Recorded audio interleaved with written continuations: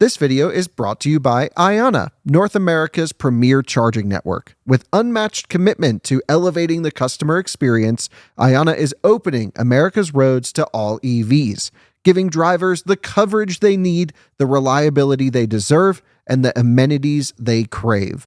Hello and welcome to another Out of Spec Reviews video. You join me to hear my wish list on what I'm hoping for in the new next generation upcoming Chevy Bolt EV.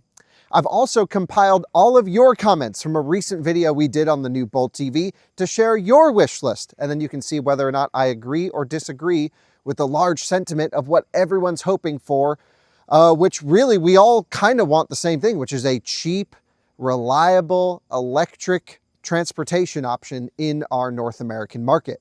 You actually join me with my Chevy Spark EV because I want to talk a little bit about this car, and it's sort of the older brother to the Bolt. This was before the Bolt came out. Chevy did this kind of compliance-y car, Spark EV, which is really cool. And if you're wondering what this is my new mobile DC fast charger. It's 120 kilowatt hours of storage with 120 kilowatt DC charging capability. I have a whole video when we just took delivery of this a couple days ago. You can go back and watch that one. But for now, and in this video, it's all about the new and upcoming Chevy Bolt.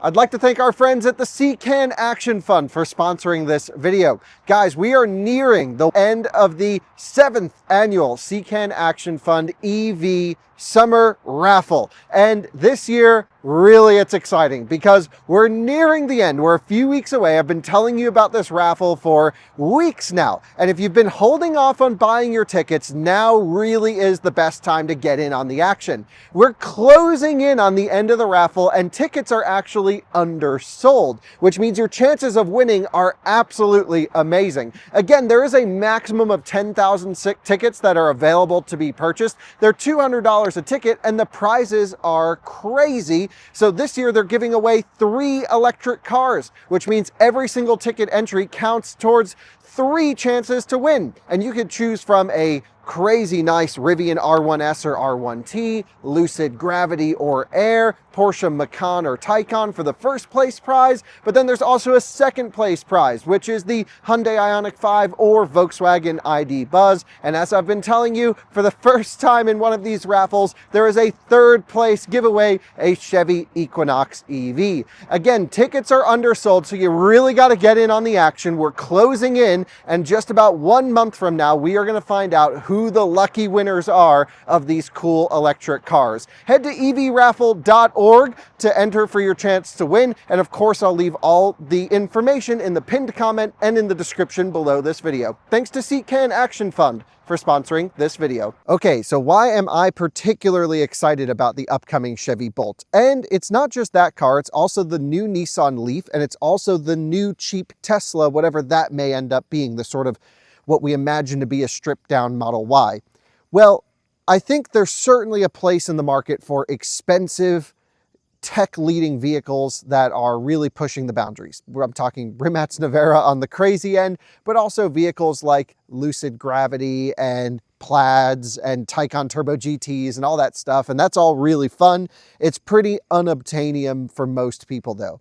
What I think the majority of our viewer base, and maybe you'll resonate this with our viewer, is I think electric transportation fits the use case of a daily driver so perfectly. We'd all agree with that. You can get in, go, no warm-up time, very cheap to run, cheap to maintain. That's the goal. And the Chevy Bolt kind of always stood for that very reliable, great daily transportation device. They also happen to have a ton of range and very good reliability. The Bolt kind of got a bad name for itself because of all of the fires that were, associated with the vehicle. There weren't that many of them, and they replaced all the batteries that were affected, is my understanding. There's a software sort of nerf on some, I guess, now, but ultimately that really left a stinger on the name. But so many of you guys did have Bolts and had great Bolt ownership experiences.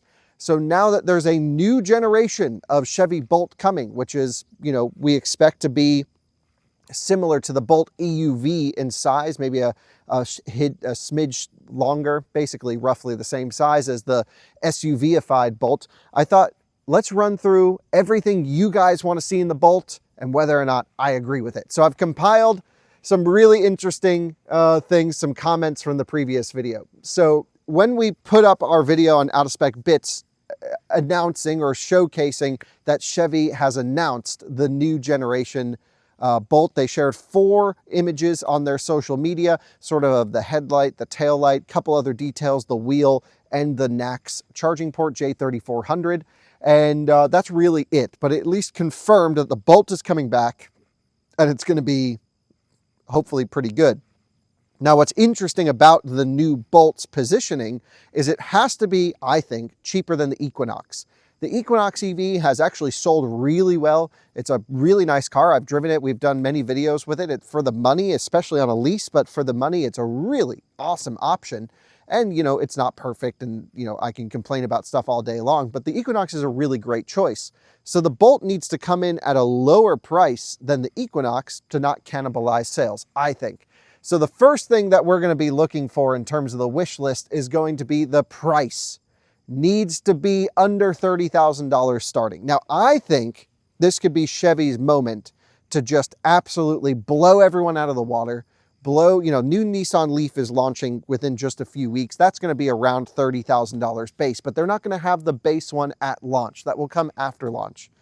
I really think the Bolt needs to have like a $25,900, somewhere around $25,000 starting price. Now, I don't think Chevy's going to do that. From everything we can gather, it's going to be just a bit more expensive than the previous generation Bolt, but I believe, and this is where a lot of you and I disagree, I believe Chevy needs to offer a decontented, stripped down base option Bolt for municipalities, for folks who A, can't afford a very expensive car or don't need long range. Think retirees or folks that live in an urban environment where 100 or 150 miles of range is more than adequate for a daily drive. That's a huge portion of people. It actually would work really well for me just bombing around, you know, Raleigh, North Carolina now. Or if we left it at the hub in Colorado, Fort Collins, but you know, just having a short to medium range option, maybe around a 40 to 50 kilowatt hour battery pack for 25 grand, cloth seats, no options. I would love that. What I think they're going to do is offer, at least at launch, well, I don't know, they might do 2 batteries, but here's the thing.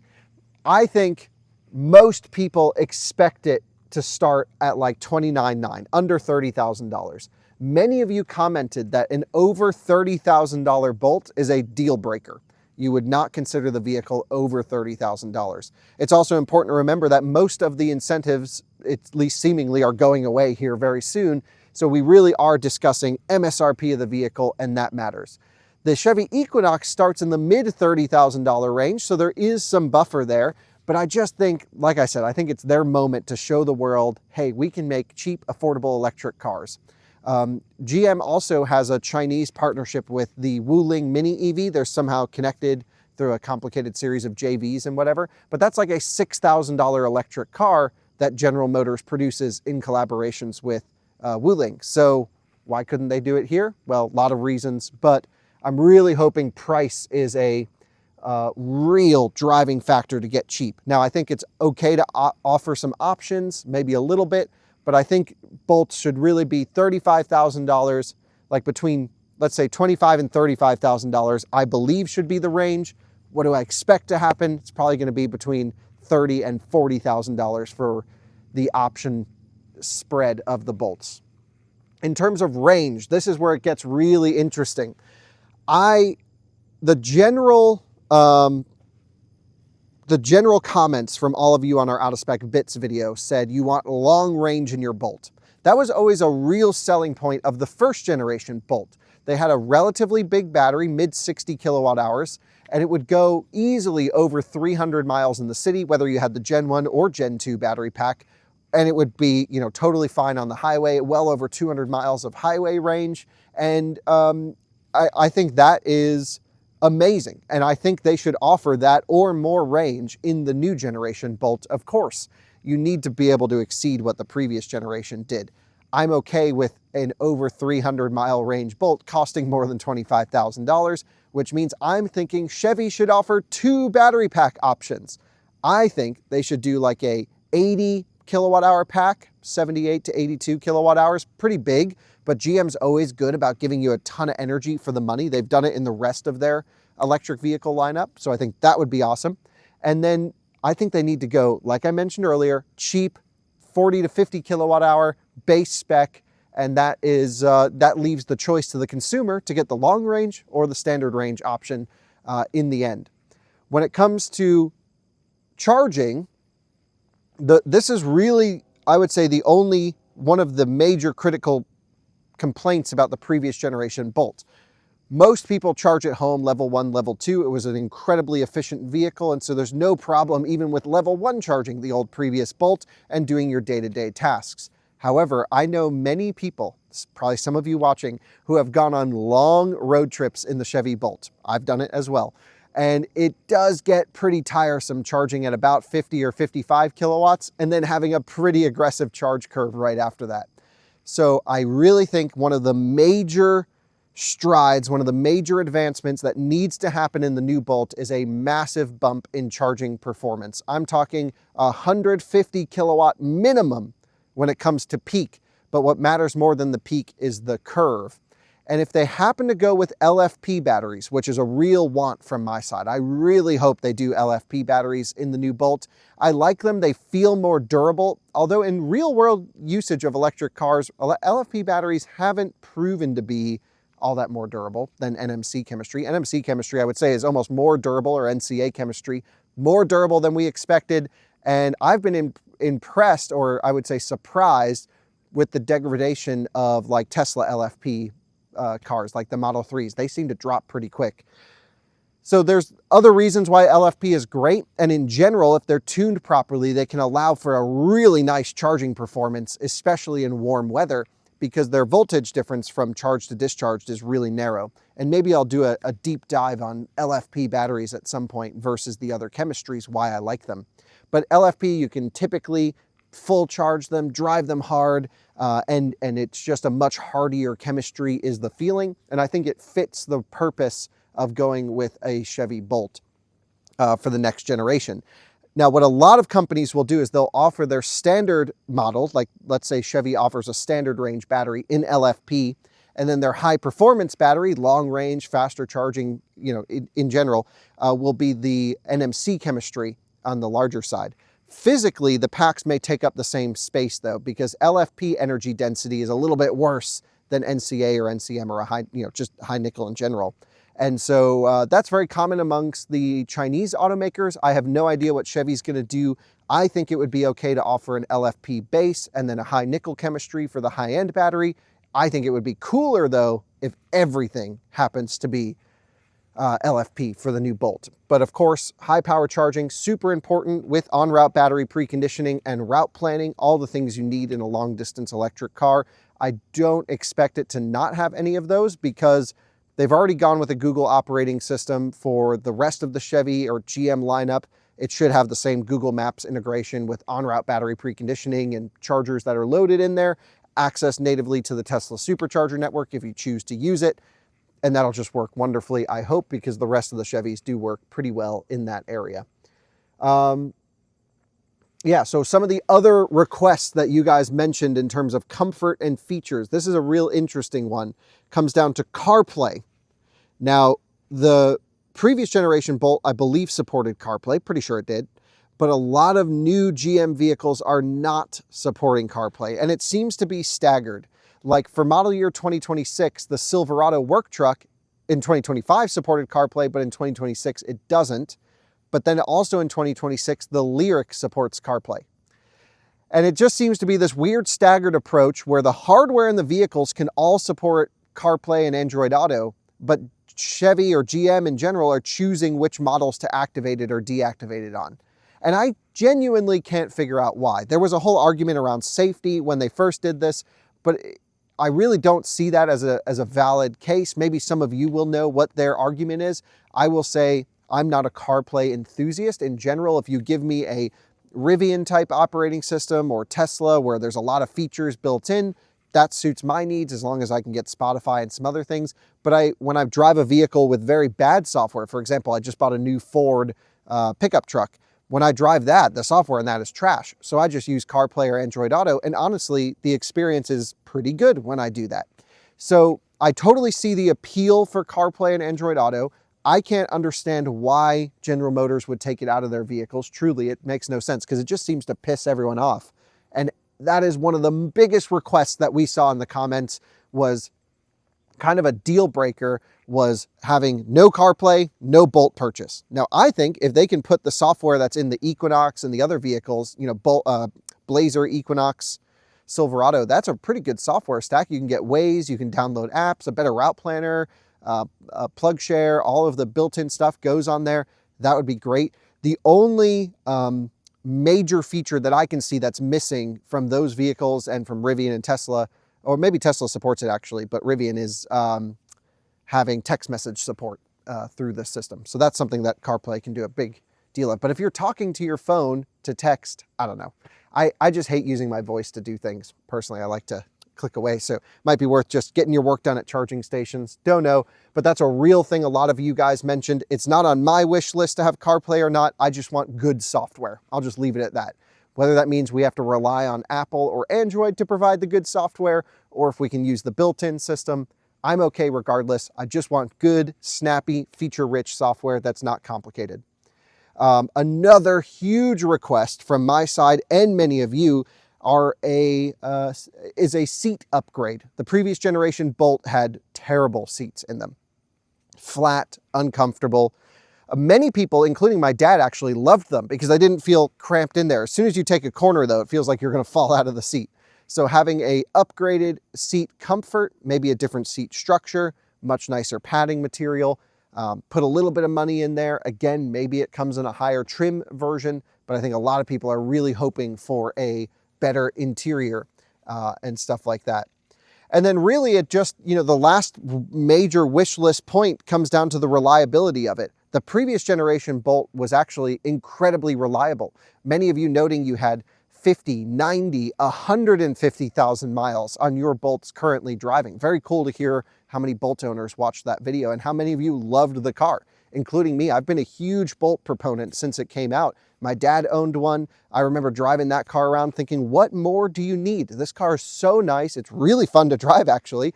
And it's just a great daily transportation appliance. And that's what an electric car, you know, in a sense, should be to many people. However, the fire situation and the battery recalls, that really left a stinger on the name. And so the next generation Bolt has to be bulletproof. This thing needs to just be the sort of car for the people. Think of like what the Volkswagen Beetle did for a lot of folks back in the day. That's what the Bolt needs to do now. It just needs to be cheap, somewhat cheerful, reliable transportation that the masses can afford, because electric car pricing, and actually just new car pricing in general, has skyrocketed to an insane amount, and it's honestly getting crazy out there. And so I'm really trying to focus more on less expensive electric cars that many of us can actually afford. That really brings it down to the end of the list there. We want to see a $25,000 to $30,000 starting price. I'd like to see it closer to 25 grand. A lot of you want to see 300 miles of EPA rated range minimum with an LFP battery pack, 150 kilowatt fast charging. Of course, we have the NAX port that's on there. Many of you commented you'd prefer to see the NAX port in the rear. I guess I am indifferent. I'm not one of those charge port guys that we all need to put the charge ports in the same place. I think charging stations should be designed for cars with charge ports on any corner, and that's happening more or less. I kind of like charge ports right up front. I'd be okay with it anywhere, to be honest, but a lot of you guys like a rear charge port. That makes sense to me, as long as you put a good backup camera in the car. We wanted to see a faster charging performance, I mentioned, better seats, CarPlay. Some of you mentioned you wanted to see an all-wheel drive model. I think that's when you start getting into Equinox territory. I think you got to keep the Bolt cheap, just my opinion. And of course, we want to see a high mileage success like we did on the early ones, but also no more battery issues or recalls. I think that's a tall ask for GM, but General Motors is kind of on a roll recently. They make some really cool cars. I mean, we just saw some of the Nürburgring lap records of ZR1 and ZR1X. Very impressive. By the time this video goes up, you will have heard that the Chevy team drove a Silverado EV over 1,000 miles on a charge. So they have some, combustion records, some electric records, and they really seem to be firing on all cylinders, which was the exact opposite place General Motors was in from a perception standpoint from when they canceled the Bolt a few years ago. I remember Ryan and I drove a Bolt to General Motors headquarters in 2023, 2022, whenever the Bolt was canceled, and we screamed at Mary Barra's office, "Don't cancel the Bolt!" And then you know what? They kept it on for like another 6 months after that. I don't know if we had any say in that or any help, but whatever happened, they strung the Bolt along a little bit longer. But now it's time for a next generation. I would imagine similar platform to the previous car, try to keep costs as low as possible. I'd like to see battery upgrades in terms of charging performance, range, everything we mentioned. And for me, it's really about the price. I think if lane centering can be standard on the vehicle, that's a major thing as well. So many vehicles offer driver assistance, adaptive cruise with lane keeping as standard. It needs to just have a basic version of that, which General Motors has for 2026 now. And I'd love to see that in there as a no-cost option for every trim. Thanks so much for watching another Out of Spec Reviews video. Let me know what you want to see for the next generation Chevy Bolt. And if you like this style of video, because I can do them about all of the upcoming electric cars that are going to be coming out towards the end of this year or next. And that's about it from my side. I'm going to go rip the Spark around the track. See you on another one again soon. Bye-bye.